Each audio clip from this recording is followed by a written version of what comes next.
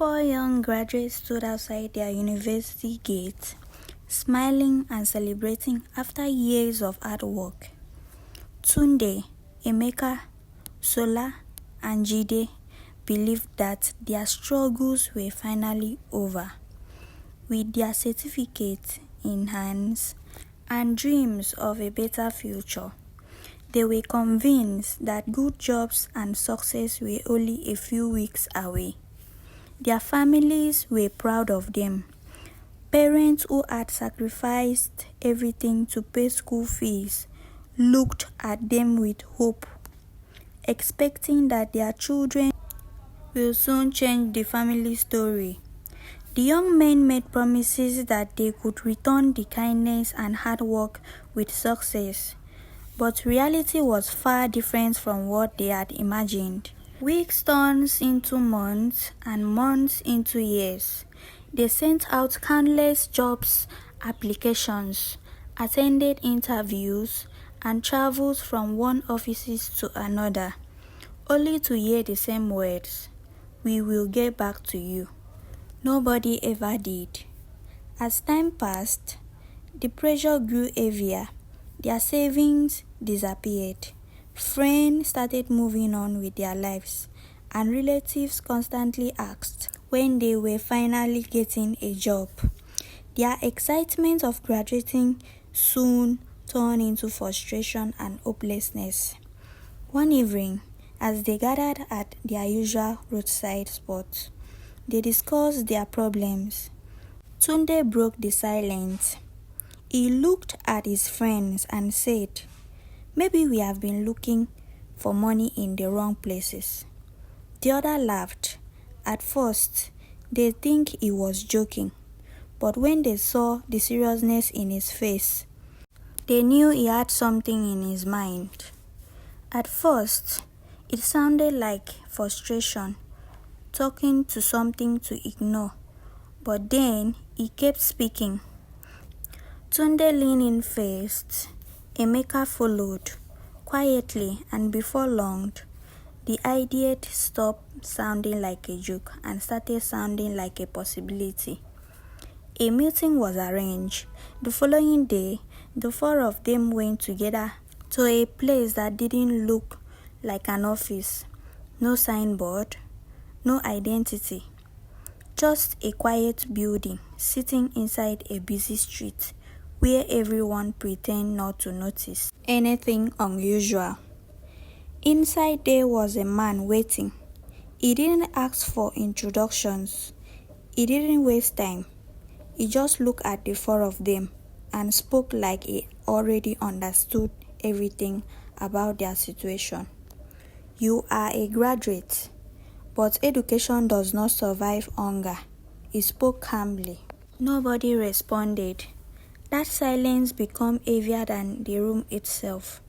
Then he introduced a small opportunity, not fully explained, but fully saved, but described in a way that made it sound like a shortcut out of struggle. And when they left the place, nothing felt normal again. Not the streets, not the air, not even their thoughts. Tunde looked excited.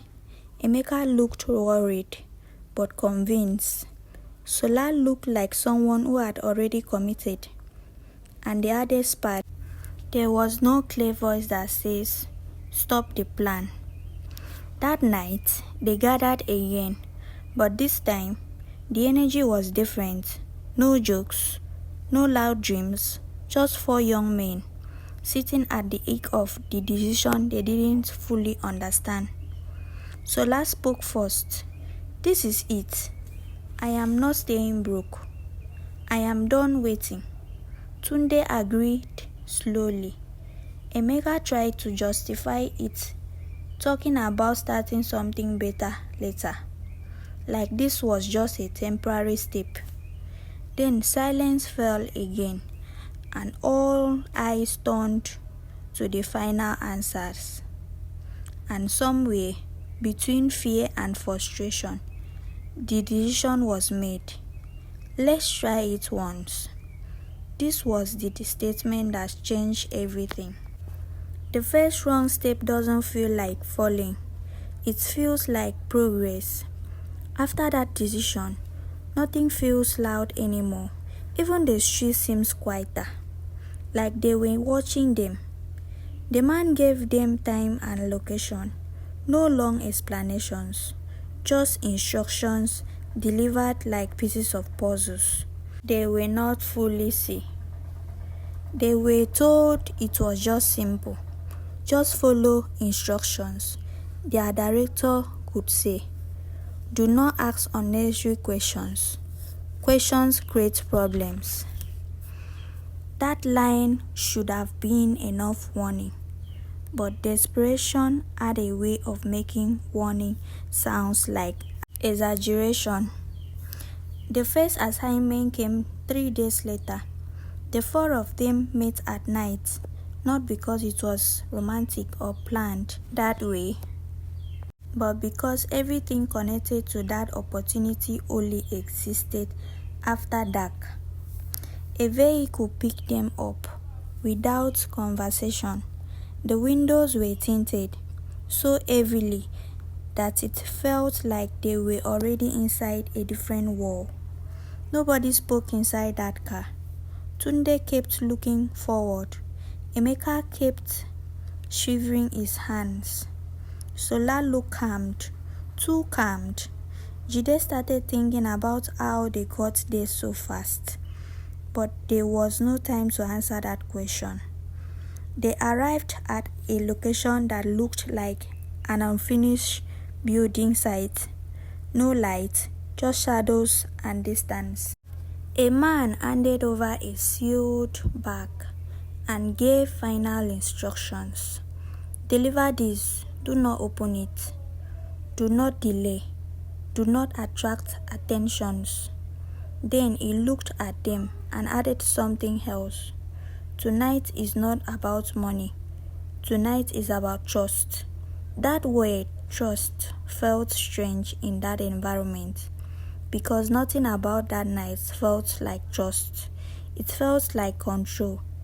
They walked to the delivery point was the longest part. Every step felt like it was echoing too loudly. At one point, Emeka whispered, "Do you think we should still do this?" Sola answered, before anyone could, "We have started this, and that was it. No turning back. Not because we couldn't, but because we had already convinced ourselves not to." The delivery itself happened fast, too fast. No questions were asked, no restrictions, just a handoff in the dark and a signal to leave, and then silence again. The money came in the next morning, not in theory, not in promise, in real cash, physical, heavy cash, enough to feel real in a way unemployment never did. For a moment, everything inside changed. Tunde laughed, faced, not a normal laugh, more like disbelieved. Finally breaking, Emeka just stayed at his own shade. Sola nodded, confirming what he had already believed. And Jide, he did not celebrate much. He just counted the money, not because he was greedy, but because he was trying to understand the cost of what they had just done. That was the danger, because once something works, the mind stopped questioning it. It started beating it. By the end of that week, they were already being called again. Another tax, another night, another simple instructions. And this time, it didn't feel strange anymore. It felt expected. But something has changed. Small things at first. Phone calls with no ID calling. People appearing in different places they shouldn't be. Instruction getting shorter than stricter. And the man's tone whenever he spoke. become less like a guide and more like a reminder that they were already inside something bigger than them. One evening, after a job, they sat together again, but the conversation was different now. Not should we do this, but how much is left? Sola spoke first. This is the working. We just need to scale it. Tunde agreed. Emeka nodded slowly. They were no longer hesitations, only adaptations. They were being carried by it. That night, after everything, Jide stayed outside for a while. The money was still in his pocket, but it didn't feel like achievement anymore. It felt like evidence that they had everything already messed up. Somewhere in the distance, he could hear life continuing normally. People laughing, music playing, cars passing, but their worlds had shifted into something else entirely. New faces started appearing, not with the man anymore. Some acted like supervisors, while some like messengers, but all of them had one thing in common. They never smiled, and they never asked any of them how they felt. One of them looked at the group one night and said, "You are inside now. You don't just move like an outsider." That word carried weight because they had not agreed to enter anything permanent, or at least that was what they had believed. The job that they had changed what used to be simple delivery became layered instruction, multiple stops, time changes, strict rules and communications, and always the same warning: do not divert.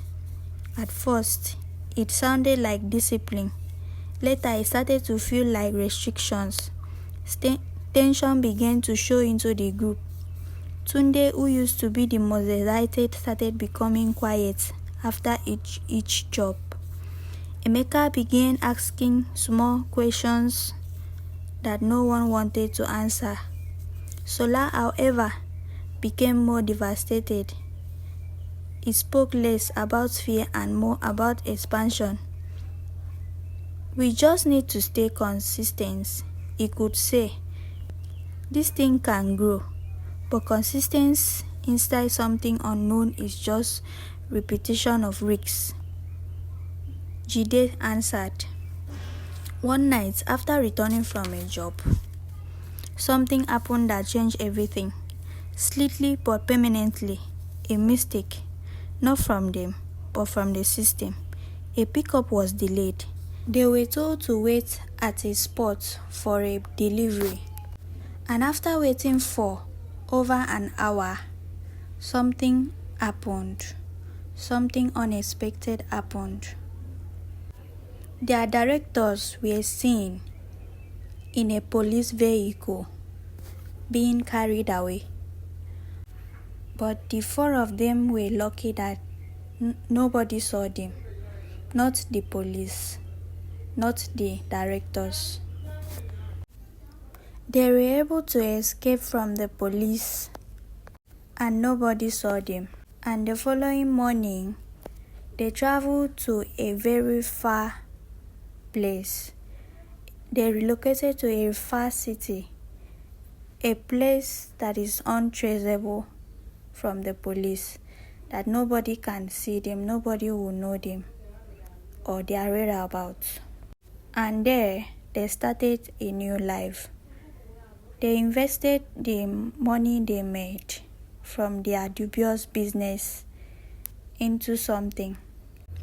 It was later announced that the men that were arrested that night were charged to court for pushing hard drugs, and they were lucky that they were not seen or known.